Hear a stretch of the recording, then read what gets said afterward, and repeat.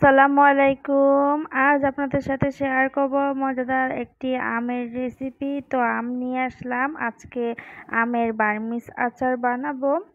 তো এই আচারটা খেতে খুবই মজা হয়, তেল মশলা ছাড়া কিন্তু মজাদার একটি আচার।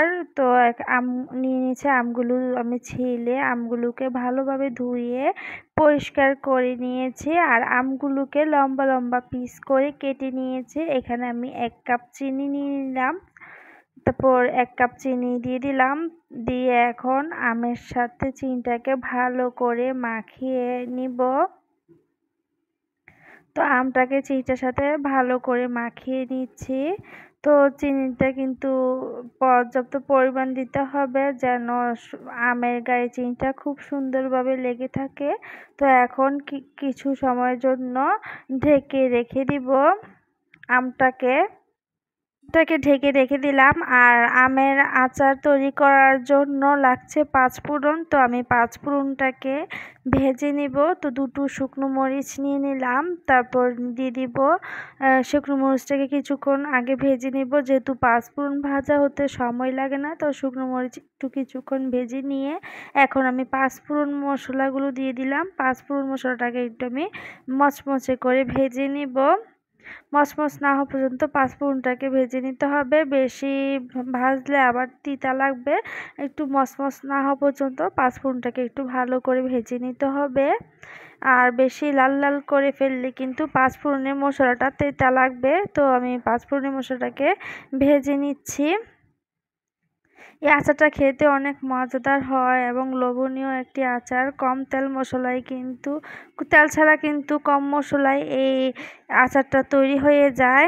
ফোড়নগুলোকে ভেজে ব্লেন্ডারে দিয়ে আমি গুঁড়া করে নিব। আর এখানে আমি চিনি দিয়ে মাখিয়ে রাখা আমগুলো দিয়ে দিলাম। প্যানে আচারটা তৈরি করলে খুবই ভালো হয়, কারণ লেগে যাবে না। যখন চিনিটা ঘোলে আঠালো হয়ে আসবে তখন গলে যাবে, তখন লেগে যাবে না ফ্রাই প্যানে তৈরি করলে। আর চিনিটা আঠালো না ভাব আসা পর্যন্ত কিন্তু আমটাকে জাল করতে হবে। আর কিছুক্ষণ পর পর নেড়ে চেড়ে দিতে হবে। চিনিটা যখন আঠালো হয়ে আসবে তখন ঘন ঘন নেড়ে দিতে হবে, না হলে আবার লেগে যাবে। লেগে গেলে আর ভালো লাগবে না আচারটা। তো আমি একটু পর পর নেড়ে দিচ্ছি।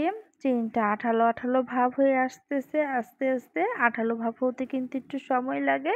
তো একটু সময় নিয়েই কিন্তু করতে হবে। আর এই তো আমার চিনিগুলো আঠালো আঠালো হয়ে আসতেছে। এই পর্যায়ে আমি লবণ দিয়ে দিলাম। স্বাদ অনুযায়ী লবণ দিয়ে দিতে হবে। দিয়ে দিচ্ছি হলুদের গুঁড়া। হলুদের গুঁড়া দিলে খুব সুন্দর একটা কালার আসবে। এখন দিয়ে একটু নাড়াচাড়া করব। আর হলুদের গুঁড়া দিলে আমে খুব সুন্দর একটা কালার আসে, দেখতেও ভালো লাগে। আর এই তো আমি ভালো করে নেড়ে চেড়ে মিক্স করে নিচ্ছি। খুব সহজে কিন্তু বাড়িতে এই আচারটা তৈরি করতে পারেন। খুবই লোভনীয় একটি আচার। আর এখন দিয়ে দিব একটু লাল মরিচের গুঁড়া, তাহলে খুব সুন্দর একটা কালার আসবে লাল মরিচের গুঁড়াটা দিলে। আর খেতে আমের আচারটা একটু টক ঝাল মিষ্টি মিষ্টি হলে কিন্তু বেশি ভালো লাগে খেতে।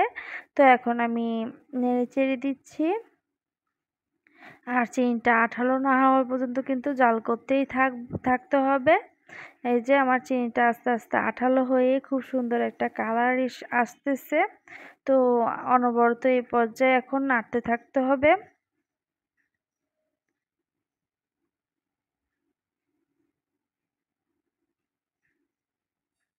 আর এই তো আরো অনেকটা আঠালো হয়ে আসতেছে। আর চিনিটাকে ভালো করে আঠালো হয়ে যখন আমটার গায়ে লেগে থাকবে সেই আচারটা বেশি ভালো হয়। আর চিনিটা যখন পানি পানি থেকে যায় সেই আচারটা কিন্তু ভালো লাগে না।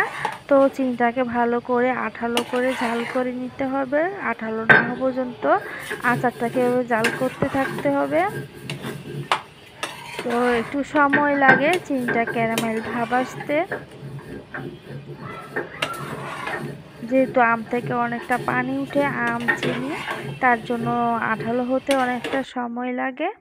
এই তো জাল করে অনেকটাই আঠালো হয়ে আসতেছে। এই যে আরো আঠালো হয়ে আসতেছে।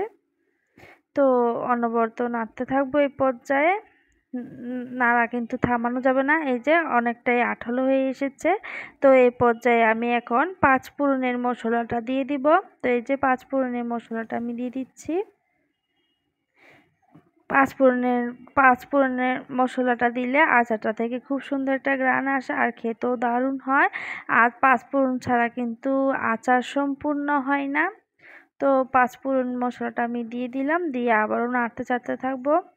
আর আমার আচার কিন্তু অনেকটাই তৈরি হয়ে গেছে। এই যে আঠালো আঠালো হয়ে আমের গায়ে যখন সব চিনি আর মশলাটা লেগে যাবে, এ পর্যায়ে এখন আমি নামিয়ে নিব।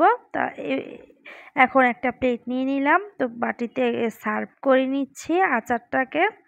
আর দেখেই বুঝতে পারছেন কতটা সুন্দর আর লোভনীয় হয়েছে এই আচারটা। এইভাবে আপনারা খুবই এই মজাদার আচারটা বাসায় তৈরি করে নিতে পারবেন। এই আচারটা একবার বানিয়ে খেলে বারবার কিন্তু বানিয়ে খেতে ইচ্ছে করবে। আর একদম ঠোঁটে লেগে থাকার মতন একটি আচার। এই তো তৈরি হয়ে গেল মজাদার কাঁচা আমের বার্মিস আচার। তো কেমন লেগেছে বন্ধুরা আমার আজকের আচার ভিডিওটি ভালো লাগলে আমার সাথে থাকবেন। আর যারা আমার চ্যানেল নতুন এসেছেন, ভিডিও ভালো লাগলে চ্যানেলটাকে সাবস্ক্রাইব করে আমার সাথে থেকে যাবেন নিত্য নতুন ভিডিও দেখার জন্য। এই তো আমার আচারের ফাইনাল লুক। খুবই মজা হয়েছিল আচারগুলো। আর খুবই সহজভাবে কিন্তু তেল ছাড়াই তৈরি হয়ে যায় এই আচারটা। এই তো তৈরি হয়ে গেল মজাদার কাঁচা আমের বার্মিস আচার। আর আমার বাসার সবাই খুবই পছন্দ করেছিল এই আচারটি। আশা করি আপনার বাসার সবাই খুবই পছন্দ করবে। আজকে ভিডিও এ পর্যন্তই। আল্লাহ হাফেজ।